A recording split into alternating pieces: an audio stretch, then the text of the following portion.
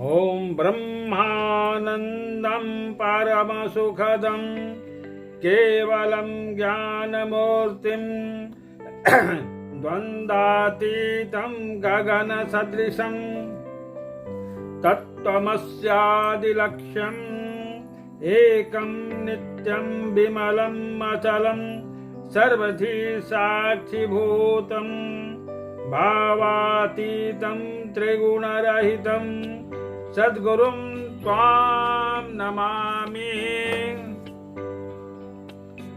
आज आषाढ़ पूर्णमासी, जिसे गुरु पूर्णिमा के नाम से हम सब जानते हैं, पावन त्योहार है। हम सब जितने सनातन धर्मी हैं, जितने हिंदू हैं, सबके लिए आज का दिन अविस्मरणीय है। सद्गुरु को स्मरण स्मरण भजन करने का दिन है। कल में गुरु पूर्णिमा के पूर्व संध्या पर गुरु गीता से 2 श्लोक उद्धृत कर उसकी व्याख्या किया था, और उस व्याख्या में उसको मैं इसलिए उद्धृत किया था कि उसको प्रायः करके सभी विद्वान कर्मकांडी अपने कर्मकांड में जहाँ पर गुरु के महत्ता, गुरु के पूजा करने की आवश्यकता होती है, इन श्लोकों का उच्चारण करते हैं। यह श्लोक मैं बचपन से सुन रहा था। भाव तो उस समय इतना समझ में नहीं आता था, लेकिन ब्रह्मा विष्णु महेश और परब्रह्म का नाम तो अवश्य ही मैं जानता था।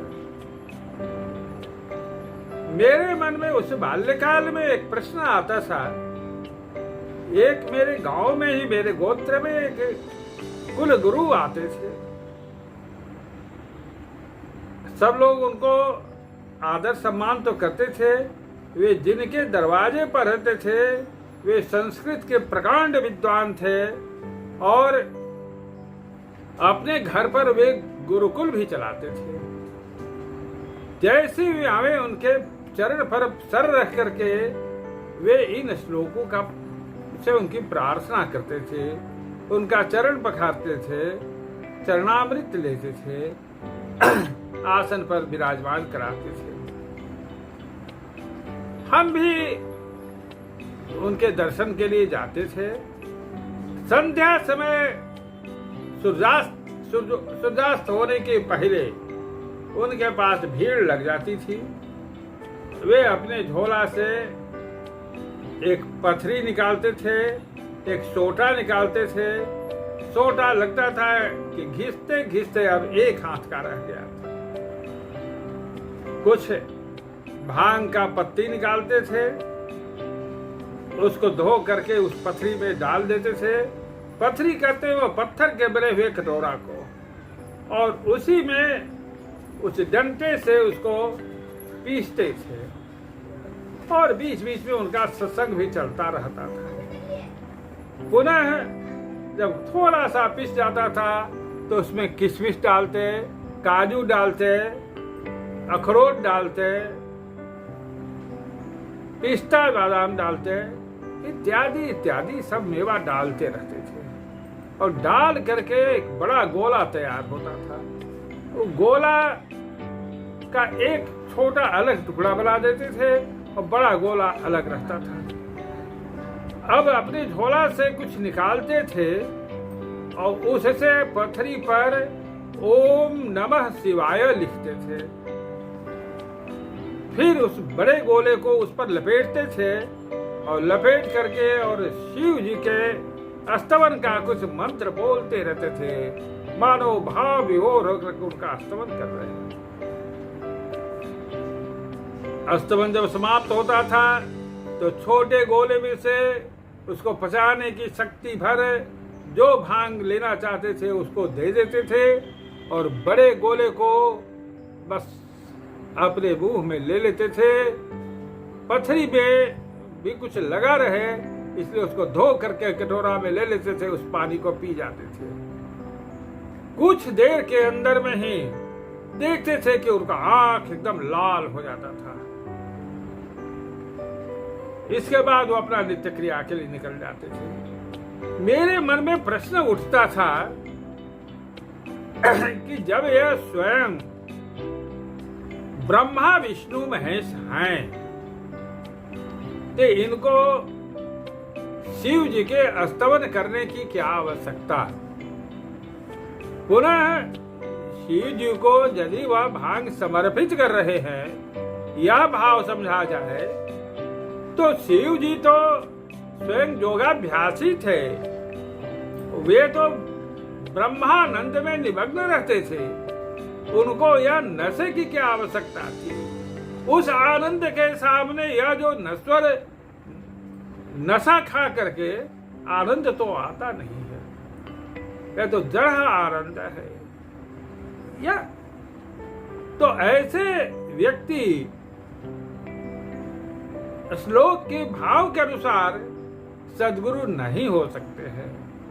पुनः दूसरे श्लोक में कहा गया कि अखंड मंडलाकारं व्याप्तम येन चराचरम तद पदम दर्शितम जेना।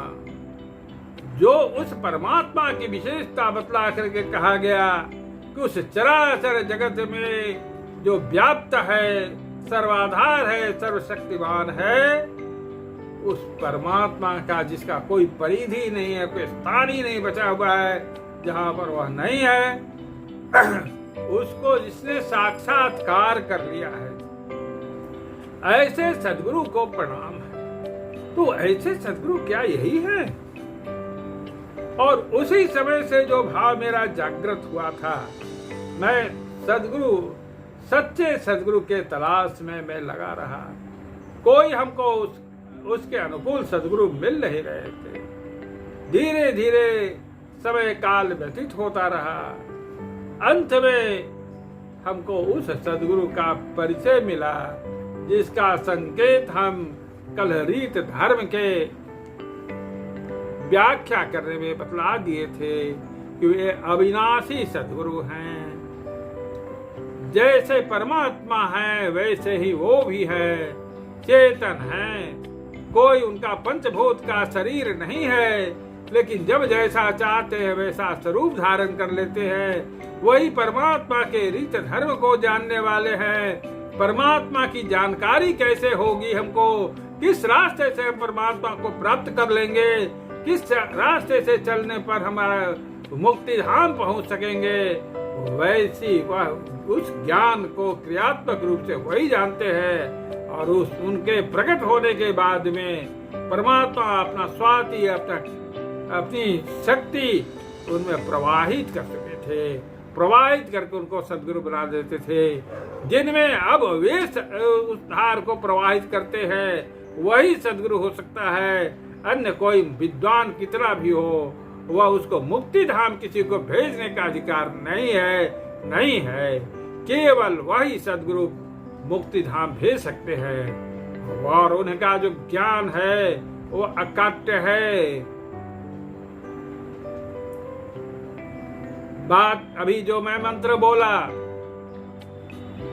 उसमें उसी जो नित्यादि सद्गुरु का वर्णन आ रहा है। यह श्लोक भी गुरु गीता का ही है। वे क्या है? अपने ब्रह्मानंद में निमग्न रहते हैं और चूंकि वे त्रिपाद ही उनका मूल स्थान है, तो अपने तो परम सुख में दूसरे को भी वह सुखी बनाते हैं। सुखदम सुख को देने वाले हैं और अपने उनका कोई स्वरूप नहीं है, केवल ज्ञान मूर्ति हैं। ज्ञान है वही सद्गुरु है। वह संसार में परस्पर जो विरोधी स्थितियां होती है उसको द्वंद्व कहते हैं। वो द्वंद्व से ऊपर है, उनको कोई द्वंद्व है ही नहीं है। द्वंद्वातीतम। और कैसे है? आकाश जैसे निराकार चारों तरफ फैला हुआ है, वैसे हुए है। जहां चाहते हैं वहां प्रकट हो जाते हैं, वैसे सब जगह वो है और सभी तत्वों को जानने वाले वे केवल एक हैं। सदगुरु अनेक नहीं होते हैं। जो अलग अलग कुल गुरु के रूप में बने हुए हैं सो नहीं है, वह एक हैं जिनमें वह ईश्वरीय धार प्रवाहित है। वही केवल सर है। वह एक हैं और नित्य हैं, परम पवित्र हैं, परम स्वच्छ हैं, विमलम। और वे हैं तो सब जगह, लेकिन चलते भी नहीं हैं। अचलम सर्वधि साक्षीभूतम, और सबके ज्ञान के वे साक्षी हैं। भावातीतम, वह भावों से ऊपर है। त्रिगुण उनको नहीं व्यापता है, क्योंकि पंचभूत का शरीर ही नहीं है। ऐसे सदगुरु को हम प्रणाम करते हैं। आज गुरु पूर्णिमा के अवसर पर जब बहुत सारे लौकिक गुरुओं की पूजा हो रही है, वैसे अवसर पर यह जो गुरु गीता का संदेश परम कल्याणकारी, परम मार्गदर्शक है, जो मेरे बालपन में उठे समस्या का समाधान करने वाला है। गुरु गीता प्रेस के द्वारा संभवतः जो कल्याण का नारद विष्णु पुराण अंक निकला था, उसमें छपा हुआ है। इसके बाद में वो अलग भी एक अंक निकाल दिया गया है। वह गुरु गीता का पुस्तक भी मिलता है। उसमें ऐसे ऐसे एक नहीं अनेक भेदिक मंत्र हैं। अब थोड़ा सा हम आज वेद में तो नहीं जाएंगे, लेकिन उपनिषद का एक प्रसंग है। वहां पर जो जिज्ञासु हैं, जो परमात्मा को जानने की इच्छा करते हैं, उनको कहा जाता है कि ऐसे जो सामर्थ्यवान गुरु हैं, उनके शरण में तुम जाओ और वे तुम्हारी स्थिति को समझ करके ब्रह्म विद्या का ज्ञान देंगे। कैसा गुरु? वहां भी संकेत देते हैं, उपनिषद संकेत दे रहा है कि वे श्रोत्रिय और ब्रह्मनिष्ठ हों, माने विद्वान भी हो, वेद वेदांत का भी तत्व जान रहे हो, उसका आध्यात्मिक भाष्य जान रहे हो, और परमात्मा का जिसने साक्षात्कार कर लिया है, वही निर्भ्रांत रूप से तुमको ज्ञान बतला सकेंगे। गीता कहता है तद्विद्धि प्रणिपातेन परिप्रश्नेन सेवया उपतिष्ठन्ति ते ज्ञानम ज्ञानिनस्तत्त्वदर्शिनः। कहते हैं कि तुम तत्वदर्शी के पास जाओ, प्रणिपात हो जाओ और उनसे आग्रह करो ब्रह्म विद्या का ज्ञान देने के लिए। वे उपदेश करेंगे, समझाएंगे। यदि तुमको समझ में नहीं आ रही है तो तुम नम्रता पूर्वक परिप्रश्न करके समझ लो।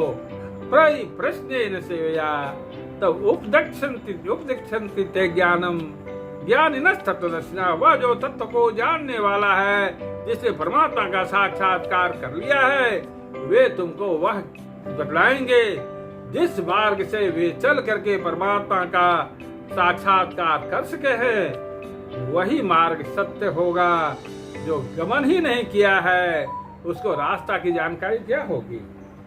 वे क्या बतलाएंगे? वह क्या बतलाएंगे? इसलिए आप आज के दिन सदगुरु को पहचाने, सदगुरु को समझें और उनके शरण में रह करके जो वेद और उपनिषद, जो आध्यात्म विद्या या ब्रह्म विद्या कहते हैं, उसका क्रियात्मक ज्ञान सीख करके और अपना जीवन सफल करें। बोलिए सद्गुरुदेव भगवान की जय।